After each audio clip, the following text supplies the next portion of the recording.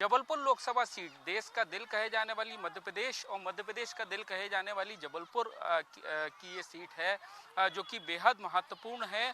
और देखा जाए तो कहीं ना कहीं आज़ादी के बाद जब से ये सीट अस्तित्व में आई है 19 बार अब तक यहाँ पर चुनाव हुए हैं और 19 चुनावों में पहले ज़्यादातर समय यहाँ पर कांग्रेस का कब्जा रहा है, लेकिन एक बार ये सीट बीजेपी के खाते में गई और उसके बाद 1998 से लेकर अब तक ये बीजेपी का अवैध किला मानी जाती है।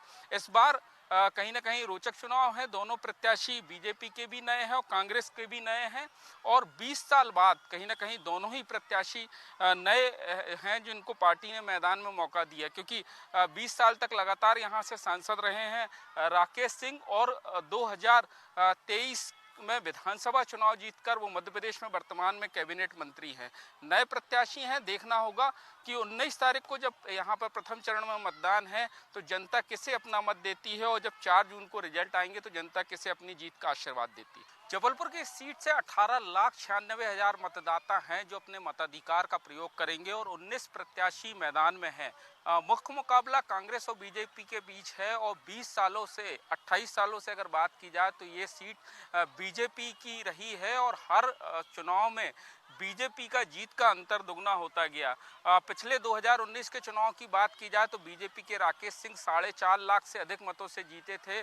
जो कांग्रेस के प्रत्याशी हैं विवेक तनखा, उन्हें हराया था। लेकिन इस बार फिर कहीं ना कहीं बीजेपी और कांग्रेस मैदान में है और 18.5 लाख से ज़्यादा मतदाता हैं जो अपने मताधिकार का प्रयोग करेंगे और 4 जून को ये सामने आएगा कि आखिर किस प्रत्याशी को जनता ने अपना आशीर्वाद दिया। जबलपुर लोकसभा सीट के इतिहास की बात करें तो बेहद रोचक परिणाम कई बार यहां देखने को मिले हैं और अगर बात की जाए तो देश की राजनीति में शरद यादव जैसे नेता का उदय जबलपुर की इसी सीट से हुआ था। 2 बार यहां से चुनाव जनता दल की टिकट पर वो जीते थे और यहीं से फिर आगे जाकर उन्होंने बिहार और मधेपुर से चुनाव जीता था। लगातार अपने जो रोचक परिणाम है उसके लिए जबलपुर सीट जानी जाती है, लेकिन अगर देखा जाए तो लंबे समय से आधे से ज़्यादा समय जो है कांग्रेस का कब्जा रहा है और उसके बाद जब से बीजेपी का कब्जा सीट पर हुआ है कहीं ना कहीं ये कांग्रेस के लिए अवैध किला सीट बन गई है और लगातार कहीं ना कहीं बीजेपी कांग्रेस का प्रयास है कि इस अवैध किले को कैसे भेदा जाए। 18,96,000 से ज़्यादा मतदाता हैं जो अपने मताधिकार का प्रयोग करेंगे और बीजेपी से इस बार नए चेहरे आशीष दुबे मैदान में है। साथ ही अगर बात की जाए तो कांग्रेस से दिनेश यादव मैदान में है। देखना होगा कि जनता अपना मत किसे देती है और किसे अपना नेता चुनती है। अगर बात की जाए तो ज़्यादातर समय अगर देखा जाए तो लंबे समय बीजेपी का कब्जा इस सीट पर है और दोनों ही पार्टियां लगातार चुनाव में कोई कसर नहीं छोड़ रही। बीजेपी से अगर बात की जाए तो तमाम दिग्गज नेता जबलपुर में प्रचार कर चुके। प्रधानमंत्री नरेंद्र मोदी का रोड शो भी जबलपुर में हुआ। केंद्रीय गृह मंत्री अमित शाह की सभा भी जबलपुर में हुई। बीजेपी के राष्ट्रीय अध्यक्ष जेपी नड्डा ने कार्यकर्ताओं को भी संबोधित किया और सभा की। कहीं ना कहीं बेहद महत्वपूर्ण सीट है बीजेपी के लिए और कांग्रेस की तरफ से भी तमाम दिग्गज कहीं ना कहीं लगातार प्रचार में जुटे हुए हैं। जबलपुर लोकसभा जहां पर प्रथम चरण पर मतदान होना है, 19 अप्रैल को मतदान होना है, जहां अगर बात की जाए तो जो चुनाव प्रचार है वो अपने अंतिम दौर में है। जबलपुर में इस वक्त हम मौजूद हैं और हमारे साथ जो कांग्रेस प्रत्याशी हैं लोकसभा के दिनेश यादव वो मौजूद हैं। लगातार प्रचार के बीच में जनता के बीच पहुंचने का प्रयास है। लगातार जो है वो अगर देखा जाए तो लगातार प्रचार पिछले कुछ दिनों से लगातार जारी था और अब कहीं ना कहीं चुनाव प्रचार अब अपने अंतिम दौर में है। अगर देखा जाए तो बेहद महत्वपूर्ण ये सीट रही है जबलपुर की और पिछले 28 सालों से कहीं ना कहीं बीजेपी का कब्जा जो है वो इस सीट पर रहा है और अब कहीं ना कहीं पहली बार है 20 साल बाद जब दोनों प्रत्याशी इस सीट पर नए हैं और लोकसभा प्रत्याशी दिनेश यादव जी हमारे साथ हैं। सर बताइए, सबसे पहले तो जनता के बीच पहुंच रहे हैं, कितना समर्थन आपको मिल रहा है? हाँ सर बताइए क्या भैया? लोकसभा मतलब आप प्रचार के दौरान जनता के बीच पहुंच रहे हैं, कितना समर्थन आपको मिल रहा है? मुझे तो जो महसूस हो रहा है वो जन समर्थन जिस प्रकार से मिल रहा है, मैं हर दिन अब विजय के साथ साथ प्रचंड बहुमत की ओर बढ़ रहा हूँ। बिल्कुल, अगर बात की जाए तो कितनी बड़ी चुनौती मानते हैं 28 साल से बीजेपी का कब्जा है सीट पे?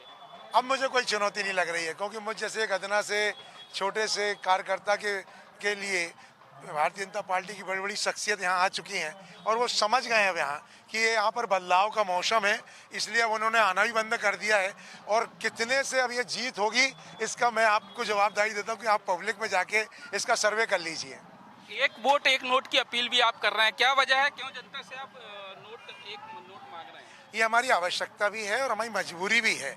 जब हमारे भारतीय जनता पार्टी की सरकार ने कांग्रेस के सारे खाते सीज कर दिए गए, तो एक तरफ हमारे पास पैसा नहीं, भारतीय जनता पार्टी का 8,500 करोड़ रुपए वो सारी शक्तियों से लैस है। तो ये जो है, जो लड़ाई है प्रजातंत्र में, पहली बार ऐसा देखने को मिल रहा है, जबकि शासनकाल में ऐसा कभी नहीं हुआ। और मैं समझ रहा हूँ कि इस बात को जनता समझ गई है और जनता ने ही अब ये नारा दिया है कि दिनेश भैया, आप भले आपके खाते सीज कर दिए गए हों, फ्रीज कर दिए गए, परंतु अभी हम लोगों के जेब और हम लोगों के दिल खुले हैं, भरपूर नोट भी देंगे और भरपूर वोट भी देंगे। क्या मुद्दे हैं जिनको लेकर आप इस बार जनता के बीच जा रहे हैं? महंगाई का मुद्दा है, बेरोजगारी का मुद्दा है, साथ में लोकल हमारे बहुत से विकास के मुद्दे हैं। और सबसे पहले मुद्दों के साथ मैं ये कह दूं कि मेरा आम जनता से एक अपील है कि आप मुझे जब जहां चाहोगे, जैसे उस समय अपनी परेशानियों में पाओगे, और मेरा भरपूर कोशिश रहेगी कि मैं आप तक पहुंचूं। और आपको ने अभी तक सिर्फ सांसद देखे हैं, सांसद कैसा होना चाहिए अब आप देखोगे। बिल्कुल, कहीं ना कहीं ये दावा है जो लोकसभा प्रत्याशी हैं कांग्रेस के कि बड़ी जो जीत है कहीं ना कहीं इस बार अवैध गढ़ जो बीजेपी का रहा उसको तोड़ेंगे।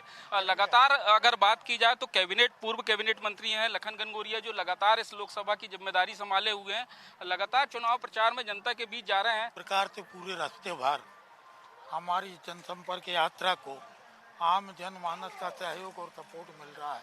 इससे साफ परिलक्षित हो रहा है कि भारतीय जनता पार्टी के अब किसी झांसे में पब्लिक आने वाली नहीं है। जो पाखंड प्रपंच भारतीय जनता पार्टी के नेता करते हैं उसको पब्लिक भली भांति जान गई है और अब साफ दिख रहा है कि सिर्फ जुमलेबाजी से देश नहीं चलेगा। संविधान को बचाना हर व्यक्ति का कर्तव्य है और हर व्यक्ति अपने दायित्व को समझ रहा है। 28 साल से कब्जा है बीजेपी का यहाँ पर, क्या लगता है इस बार बदलेगा? आम जनमानस बीजेपी की इस जन विरोधी कार्यों से बहुत नाखुश है और साफ दिख रहा है कि जो किसी के सुख दुख में ना खड़ा हो, जिसका कभी किसी से सरोकार ना रहा हो, ऐसे प्रत्याशी यहाँ से आते और जीत के चले जाते और जीतने के बाद कह देते हैं कि ये मेरा विषय नहीं है आम जनमानस की समस्याओं को लेके। तो अब व्यक्ति ऐसा हो जो जमीन का हो, जिसने सेवा भाव से राजनीति को अपनाया हो, जिसने हमेशा सक्रियता, मिलनसारिता और व्यवहारशीलता को हमेशा महत्व दिया और बहुत जीवटता के साथ जनता की सेवा की, ऐसे प्रत्याशी को जनमानस अब जिताने के मूड में। बिल्कुल, अगर बात की जाए तो कांग्रेस किन मुद्दों को लेकर जनता के बीच में इस बार जा रही है? जिस प्रकार से देश के संविधान को खतरा है, जिस प्रकार से इलेक्टोरल बॉन्ड में एक चेहरा बेनकाब हुआ है, मोदी जी गारंटी की बात कितनी कर रहे हैं, मोदी जी की गारंटी का क्या भरोसा है? जब कह रहे थे एक देश एक टैक्स, दिन भर से सुबह से आदमी जागता है, पेस्ट करता है तो जीएसटी देता है, सोते समय पूरे दिन भर की कार्रवाइयों में जीएसटी चुकाता है। बिल्कुल, ये थे हमारे साथ पूर्व कैबिनेट मंत्री लखन घनघोरिया, जो कि लगातार इस लोकसभा क्षेत्र की जिम्मेदारी संभाले हुए हैं और लगातार अगर बात की जाए तो चुनाव प्रचार अपने अंतिम दौर में है। और प्रथम चरण में जबलपुर में 19 अप्रैल को मतदान होना है। दोनों ही पार्टियों के अपने अपने दावे हैं। कांग्रेस का कहना है कि लगातार चूंकि 28 साल से बीजेपी का गढ़ रहा है और इस बार इस गढ़ को कहीं ना कहीं वो भेदेंगे, लेकिन बीजेपी का अपना कहना है और लगातार देखना होगा 19 अप्रैल को जब मतदान होगा, रिजल्ट आएंगे तो जनता किसको विजय श्री का आशीर्वाद देती। कैमरामैन मनीष शर्मा के साथ राजेश कुमार विश्वकर्मा, इंडिया न्यूज, जबलपुर। जबलपुर लोकसभा में बात की जाए तो 18,96,000 मतदाता यहाँ पर हैं और जिनके लिए 2139 मतदान केंद्र चुनाव आयोग ने बनाए हैं। साथ ही अगर बात की जाए तो 450 से ज़्यादा मतदान केंद्र ऐसे हैं जो संवेदनशील मतदान केंद्रों की श्रेणी में आते हैं। 15 से ज़्यादा मतदान केंद्र जो है अति संवेदनशील मतदान केंद्रों की श्रेणी में रखे गए हैं, जो कि 2 विधानसभा वर्गी और पूर्व विधानसभा में हैं। इनके लिए विशेष इंतजाम जो है वो चुनाव आयोग ने किए हैं। जो अर्धसैनिक बल है उनकी तैनाती इन मतदान केंद्रों में होगी।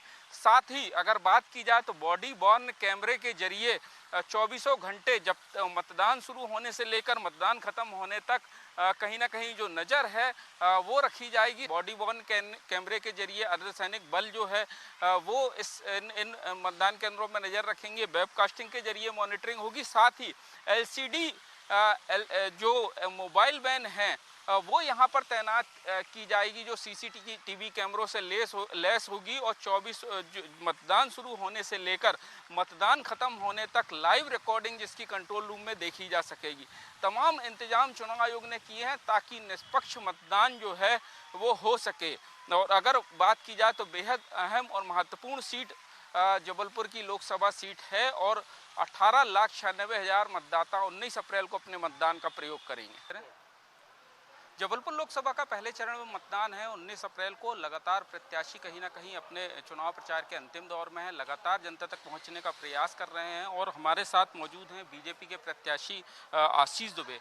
सर, सबसे पहले तो आप बताइए, लगातार सबसे पहले आपका नाम घोषित हुआ, लगातार आप जनता के बीच में जा रहे हैं, कितना समर्थन आपको नजर आ रहा है? मुझे लगता है जनता में अभूतपूर्व उत्साह है भारतीय जनता पार्टी को लेकर और खासकर हमारे नेतृत्व को लेकर। विश्व के सबसे लोकप्रिय नेता नरेंद्र मोदी जी को लेकर जो जनता में उत्साह है वो मुझे लगता है आपने खुद 7 अप्रैल को अपने कैमरों में कैद भी किया है और आपने स्वयं देखा भी है। अब उसके बाद तो और एकदम से उत्साहित होकर जनता खुद निकलकर सामने आ रही है। अगर बात की जाए तो बीजेपी के तमाम दिग्गज बड़े नेता नरेंद्र मोदी का रोड शो यहाँ पर होता है, बीजेपी के राष्ट्रीय अध्यक्ष आते हैं, कार्यकर्ताओं को संबोधित करते हुए बात करते हैं कि इस बार जीत का अंतर वो देखेंगे।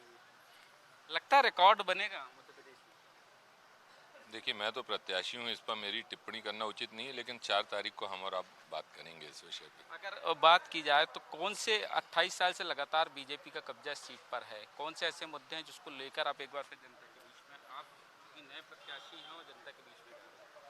देखिए, भारतीय जनता पार्टी का सदैव मुद्दा एक ही रहा है और वो हमेशा वही रहेगा, विकास, विकास और विकास। हमने विकास किया है पिछले 28 साल से। अगर हमारे सांसद यहाँ पर हैं, 27 साल से सांसद हैं, तो हमने जबलपुर को नई गति देने का काम किया है, उसको और आगे बढ़ाने का प्रयास करेंगे। और विकास एक ऐसी भूख है भारतीय जनता पार्टी के लिए जो हम कभी उससे संतुष्ट नहीं होते। हमने जो किया है उससे अब हमको लगता है इसके आगे हम और क्या कर सकते हैं, जबलपुर के लिए क्या कर सकते हैं, जबलपुर की जनता के लिए क्या कर सकते हैं। तो विकास ही हमारे दिमाग में, दिलो दिमाग में हमेशा रहे। संकल्प पत्र भी आज आपका आ गया? निश्चित रूप से ये तो स्वाभाविक प्रक्रिया के हिस्से हैं, वो सब आपके सामने आएगा। बिल्कुल। किस तरीके से अगर बात की जाए तो लगातार आपने पिछले 2 मार्च को आपका नाम घोषित हुआ, तब से लगातार आप जनता के बीच में हैं। बीजेपी, कांग्रेस तमाम तरीके के आरोप लगा रही कि अगर बात की जाए तो स्थानीय स्तर पर कहीं ना कहीं कमी रही है, जो बाकी जगह विकास की गति है उस गति से जबलपुर का विकास धीमा हो। ये कांग्रेस कब और कहाँ कहती है हम लोगों को आज तक समझ में नहीं आया। हम तो कहते हैं हमारे सामने आके बात करें, विकास के मुद्दों पर बात करें, जिस भी विषय पे बात करना चाहता है वो उसको अपनी सकारात्मक राजनीतिक भूमिका विपक्ष की निभानी चाहिए। जैसे आपने कहा कि हम इतने साल से यहाँ से हमारे सांसद हैं पार्टी के, तो हम तो काम बताने तैयार है। कांग्रेस हमारे सामने आए तो उनको ये भी मालूम है कि उसके पिछला रिकॉर्ड जब हम उनसे पूछेंगे कि आप इतने साल थे आपने क्या किया, तो उसका जवाब नहीं दे पाएंगे, इसलिए सामने कभी वो आते ही नहीं है। बिल्कुल। ये थे हमारे साथ बीजेपी के लोकसभा प्रत्याशी आशीष दुबे, जिनका कहना है कहीं ना कहीं जिस तरीके से जन समर्थन उन्हें लगातार मिल रहा है, लगातार अगर बात की जाए तो जनता के बीच में पहुंचने का प्रयास उनका है। और कहीं ना कहीं देखना होगा, लगातार दोनों ही प्रत्याशी जो हैं वो जनता के बीच जा रहे हैं और देखना होगा कि 19 अप्रैल को मतदान है और 4 जून को जब फैसला आएगा तो क्या कुछ जनता जो है किससे अपना आशीर्वाद देती है। कैमरामैन मनीष शर्मा के साथ राजेश कुमार विश्वकर्मा, इंडिया न्यूज़, जबलपुर।